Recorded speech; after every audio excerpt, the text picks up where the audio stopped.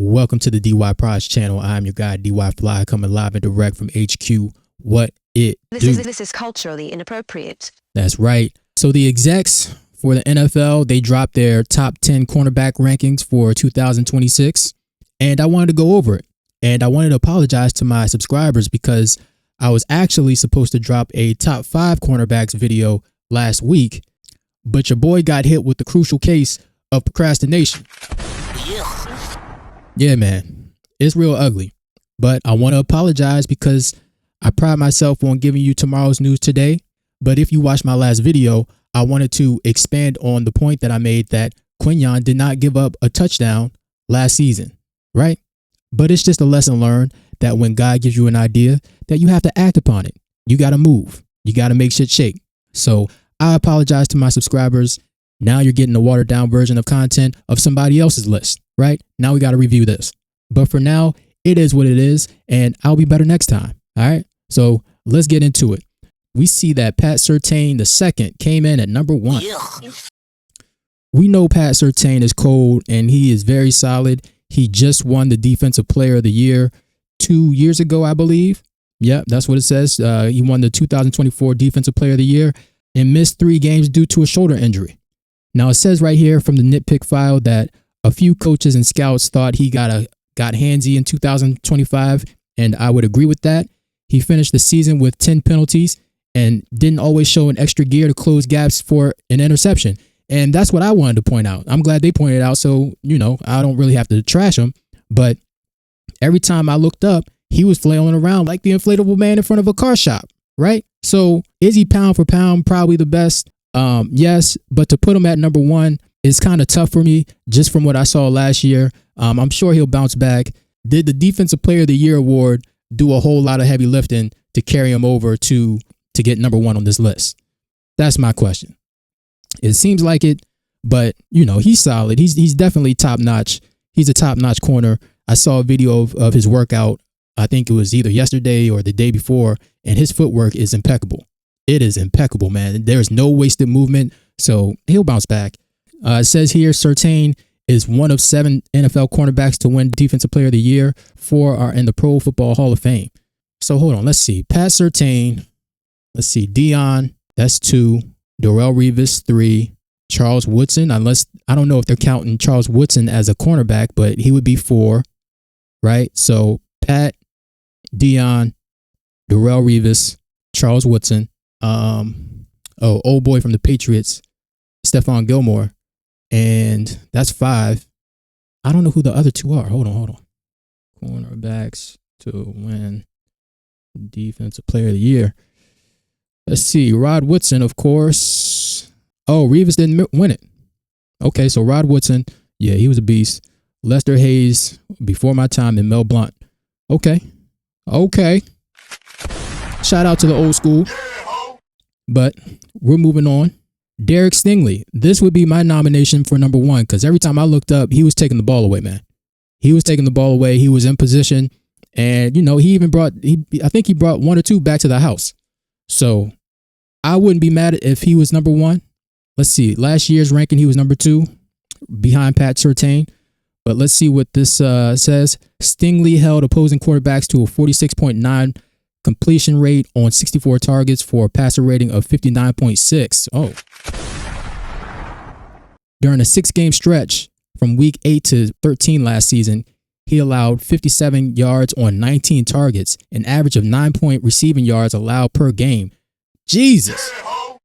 Yeah, man. He was locking some shit down, man. So I wouldn't be mad if he was number 1 this year, but it ain't my list. So we come down to number 3, Christian Gonzalez with the New England Patriots. Last year's ranking, he was ranked number 6, and this year he's number 3. Is he that nice, though? I'm not trying to take any. Maybe I am. I don't know. But is he that nice? I don't know. Let's see what this says. Gonzalez was especially dominant in the playoffs when he allowed 14 completions on 36 targets. His 38.8 completion percentage allowed the lowest by any player to face 25 or more targets in the postseason since at least 2018 per NFL Next Gen Stats. And it says here, one of the knock on Gonzalez, some scouts and coaches believe he's not physical enough. So he might be getting some of that Super Bowl juice sprinkled on him to hype him up. I don't know, man. I got to see more. So we're going to keep it moving. Devin Witherspoon comes in at number 4 from the Seattle Seahawks, from the Super Bowl champ Seattle Seahawks. Last year's ranking, he came in at number 10. And let me just say this about Devin Witherspoon. I just want to see it one season. One season. I need to see him play safety, okay? Because I believe if he were to move to safety, he would be the best safety in the league, and I don't think it would be even close. Unless we're talking about Nick Emmanwori, or however you pronounce his name, on his own team, right? All these safeties that plays in the game right now, all them dudes is regular, all right? All these safeties is regular. Put Devin Witherspoon at the safety position, and I want to see, he would probably be one of my favorite players in the league. He already is, but I'm saying at safety, oh my goodness, he's explosive. He flies to the ball. He comes with bad intentions. He's a ball hawk. He's just really effing good, man. I think if he saw the whole field in front of him, I think he'd be the best safety in the league, and it's not even close. So I wish he would play safety, but he's at a cornerback, and he's pretty damn good at it. You see he's at number 4. You see he's the 4th player in Seahawks history to be named to the Pro Bowl in each of his first 3 seasons.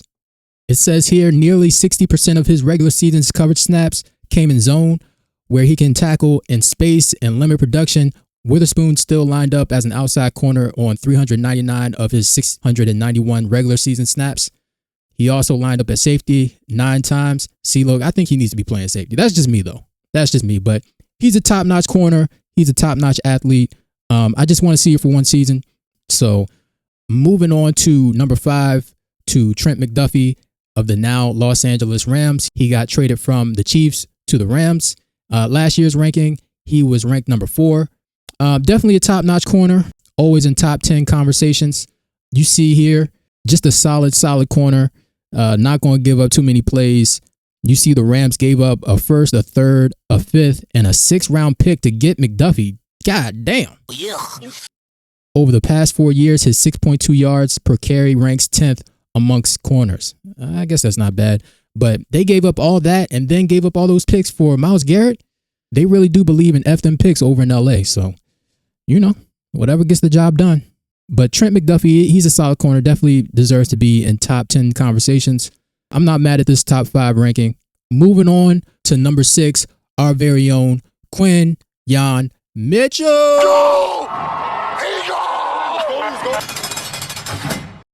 That's right. Last year, he came in at number 9. He's age 24. It's only a matter of time before Mitchell cracks the top 3. In just 2 seasons, Mitchell has worked his way into a first-team All-Pro status with 29 pass deflections. He's ranked number 6, y'all. I kind of understand it, but at the same time, the reason why he's ranked so low is because they're holding the lack of interceptions against him. And my thing is, like, I get that, but at the same time, he's doing his job. Like, he's shutting his side down. He's really shutting his side down. And you see here, he allowed 4.8 yards per target in coverage last season, according to NFL Next Gen Stats. 3rd best in the NFL among 87 defensive backs who were targeted at least 50 times. He's allowed 1.8 yards after the catch per reception, the fewest among corners, and his 42% tight window throw rate was the highest in the NFL. Yeah, man. As far as like man-to-man, shutdown coverage guy, Quinyon, he is that guy. He's that guy. And he's only 24. He's only going to get better. I could see him being as high as number 4 on this list, like 3 or 4. But they're going to hold the lack of interceptions against him. And it seems like his hands have gotten a whole lot better. His hands have gotten a whole lot better. We saw that in the playoffs last season. I think he came up with, 2 or 3 interceptions? So, yeah, man, if that can translate over to the regular season, then, yeah, he's going to be recognized among the whole league as the best corner in the league. I can't wait for it. Moving on to number 7, Denzel Ward. Ward with the Cleveland Browns. Denzel, he's a solid cornerback. Last year's ranking, he was number 3. Personally, he probably slipped just because of how well the other cornerbacks played. I don't think he's this low because of how bad he played or, his lack of playmaking skills. I think he's number 7 because of, just how well the other guys in front of him have played. So let's see what it says here. If Ward played in Kansas City or New England, he'd be the talk of the NFL. Yep. He doesn't get the credit he should. Over 8 seasons, Ward has made 5 Pro Bowls and recorded 18 interceptions for 223 yards. His 74 passes defended since 2018 are second most by any player over that span, trailing Carlton Davis with 75. But it says here durability is a concern with Ward. He's never played a full NFL season. Oh, yeah. He's definitely consistent. He plays for the Browns. The Browns seem like their arrow is pointing up. I guess you can't point down if you're on the ground, right? But moving on to number 8 with J.C. Horn from the Carolina Panthers. Last year's ranking, he was number 7. I don't mind this. Every time I see him, he's very solid, very physical. It's not really given any numbers on why he is ranked where he's ranked, but it seems like he is living off of his name right now, his name value, which I don't mind that. I don't mind that. If you've earned that over the past couple years, then it is what it is. Let's see. He did have 5 interceptions last year, tied for first among cornerbacks last season. So he is playmaking and getting the ball to his offense. It says here, most notably, coaches favored Horn in their rankings because of how he plays the run and pass with equal ferocity. As one NFC offensive coach noted, Horn wants you to run a duo play to his side so he can crack somebody. So there you go. It says here, Horn is the first Panther to make back-to-back Pro Bowls since edge rusher Brian Burns in 2021 to 22. So yeah, man. J.C. Horn coming in at number 8. I ain't mad at it. So moving on to number 9, Sauce Gardner comes in at number 9. Oh my goodness. Last year's ranking, he was number 5. This is controversial because Sauce has been falling off since he was with the Jets. Last year's ranking, he came in at number 5. Even that, like, we're going to get to some notable players, some honorable mentions, but I don't see why they put him. Maybe they just put him here for controversy, maybe to get some comments going or whatever, get people going in the comments section. But this doesn't make any sense. And hold up, let me see. Let's see. He garnered 2 first-round picks in a midseason trade from the New York Jets to the Colts. Yeah, man. Look, cornerbacks, shut down cornerbacks, they don't get moved until their contract is up. But the Jets, they got back those 2 ones. I don't know what they did with them, but let's just see what he's done. They say here his turnover production is poor, only 3 interceptions in 4 NFL seasons, and several evaluators have pointed out he misses tackles and holds too much. Oh, yeah. Sauce lost the sauce, an NFL offensive coach said. Oh, my goodness. It says here he can press and play cover 2, but he's not going to tackle all the time. He's not going to crack, replace, and playing zone. Sometimes he's not playing it correctly. It's just hard for him to hold up over the course of a game. Jeez. Some coaches noted that a full season with Colts defensive coordinator Lou Anarumo, a defensive back coach by trade, will help his consistency. Hopefully. I want to see Sauce do well, man. He came in with so much hype and, he lived up to it his rookie season. And I want to see him get back to it. So, yeah, man. Sauce, he shouldn't be on this list. And we're going to get to some honorable mentions or some notable players that probably should be in this spot. But, yeah, man. There's no reason to put him on this list. And moving on to number 10, our very own, the Kingslayer, Cooper DeJean.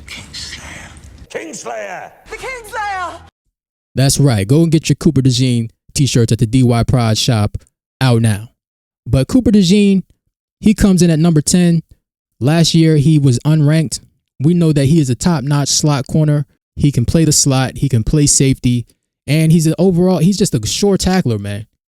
Early in that 2024 season, when he finally got to start at the slot, he really shored up some of the tackling that we were having a problem with our defense. He's physical.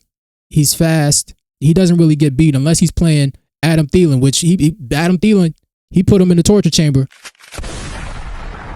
That white on white crime. Yeah. But other than that, Coop has been so solid, so good. Could he be higher? I don't know. It's tough to say since he is a slot corner, and it seems like that's where Vic wants him. So I got an over-under on him with 3.5 interceptions, just because he's going to be playing in the base safety. So he's going to get more opportunities to make some plays happen.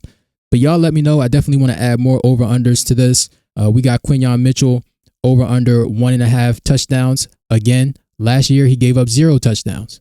He gave up 0. None. Okay? So that's why his over-under is so low at 1.5 touchdowns. Do y'all think he'll give up 2 touchdowns or just 1?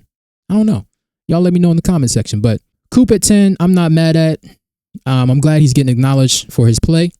He got a pick 6 against Patty the GOAT in the Super Bowl on his birthday, no less. And it seems like he's racking up the numbers off the field on some Derek Jeter type shit. So shout out to the Kingslayer, Cooper DeJean. Kingslayer! The Kingslayer! Kamir Lassiter, really good ball skills, not the fastest, ultra competitive, a little more speed, and he might be the best. Defensive coach says that he is the second best corner in the league. Okay, all right. Joey Porter Jr. of the Pittsburgh Steelers. He takes all the stress off the pass defense. He matches the best receiver in man, and teams roll away from him in zone. A defensive coach from the NFC. All right. He is a nominee to be in the top 10 in Sauce's spot. You have A.J. Terrell with Atlanta. Jalen Johnson from the Chicago Bears.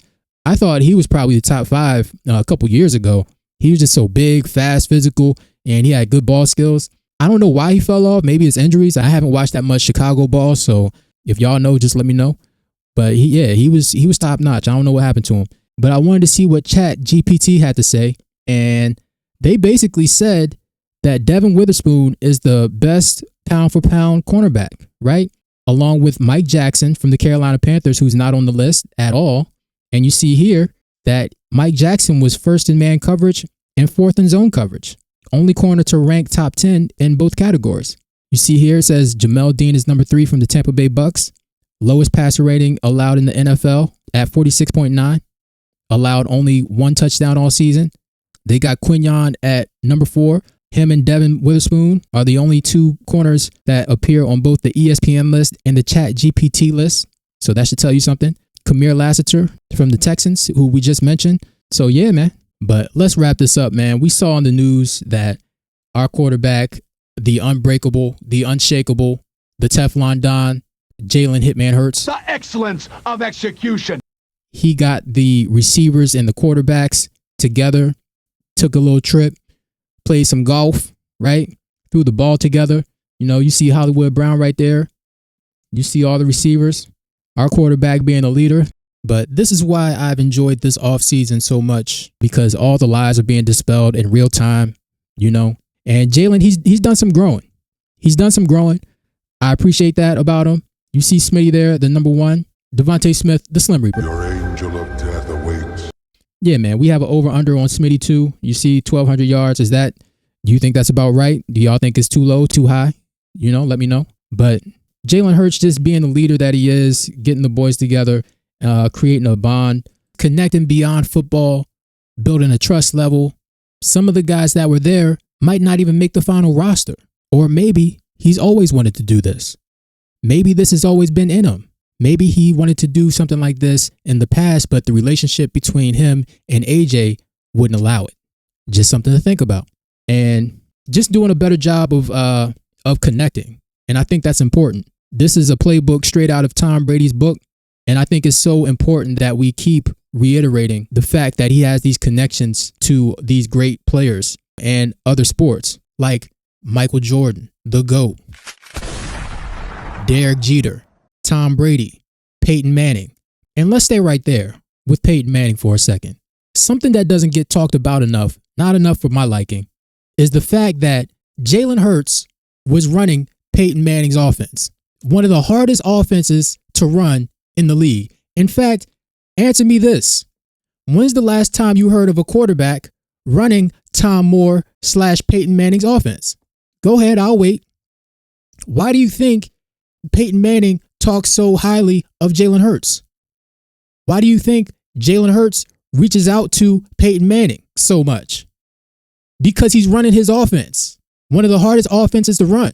I like the way he goes about it. He calls me a lot. It asks me lots of questions. They actually run a lot of plays that we used to run, Sirianni to Frank Wright to Tom Moore, sort of that chain. And he calls me with very specific questions about certain plays. So he's a student of the game, but his appreciation of the cerebral part of the game is what's impressive to me and how he's taking his game to the next level. And I think the sky's the limit with this guy. And just go watch Peyton Manning's highlights. You'll see Reggie Wayne on the left side, Marvin Harris on the right side, and you'll see bombs down the sideline, right? Reggie Wayne making a play, Marvin Harrison making a play. One of the things that the Colts did exceptionally better was getting the ball to their tight end down the seam. Like Dallas Clark, Peyton Manning and Dallas Clark was killing them. Absolutely killing them.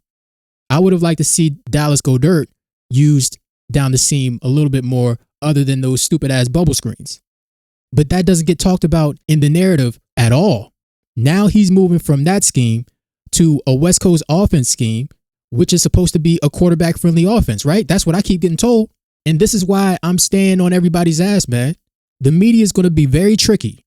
They're going to be very, very tricky and try to do a 180 with the narrative around Jalen Hurts. And Dan Orlovsky tried it. This is why I'm staying on his neck. Because first they said the quarterback is limited and he's uncomfortable throwing the ball over the middle of the field. He doesn't want to do this and that, right? That was with the Nick Sirianni offense. Now we switch over to the West Coast offense. Now they're saying, oh, well, he'll be able to execute this better and that better. So which one is it? Because the quarterback is the same, right? The quarterback is the same. The schemes are changing, but they won't say, you know what? That scheme that they were running, they needed to add more layers to that offense to make it keep going. Maybe it was the scheme that was holding the offense back and not the quarterback, right? Because the quarterback is still the same, y'all. The scheme has changed. So they're going to try to be tricky with it. I'm not letting them off the hook. This is why I say I'm not worried about Jalen being ahead of the curve with the West Coast offense, because I know he's going to put in the work. He's going to put in the work. He's going to do his job. I'm just like, Sean Mannion, I need you to lock in and really focus on how to connect these plays and make them marry together, the run with the pass with the run, all that. And keep pushing Jalen. Keep pushing him until you see that you need to pull back how fast you're going. And the other thing I wanted to point out is, can somebody please answer me to why every time I see Jalen Hurts, it looks like he got hit with Joker's laughing gas because he's smiling from ear to ear? Someone please explain this to me. We all see the impact that A.J. Brown had on this team and on Jalen in particular, but I don't think we'll ever really know how much of a weight has been lifted off these players, how much of a cloud has been removed from the Eagles offense, Nick Sirianni included. I don't think we're ever going to know until that 30 for 30 comes out, and that's going to hit like crack. I'm not going to hold it. But the only person that didn't show up was Mekhi Lemon. It would have been nice to see Mekhi Lemon there. We're going to need him. We're going to need him to step up. Maybe he's still nursing that hamstring. But, we're going to see how it all fits together coming up soon in a couple weeks. Training camp gets started. But that's all I got. We see here that A.J. Brown, he made it to the top 100 players of the NFL in 2026. He is number 80. Nigga, don't act like a... That's right. Ash Juice Brown. We call him Ash Juice around here. He still has a button. This is his button. Nigga, don't act like a... We're going to see where he ends up after this year. The way he's been acting, he better be the best wide receiver we've ever seen in NFL goddamn history. That's all I know. So I'm sorry I can't get past level 1 of creativity with a nickname for him, but Ash Juice, that will do for now. So that's all I got. Nigga, don't act like a... Like, comment, and subscribe. Go Birds. Nigga, you gonna get down or you gonna fucking lay down?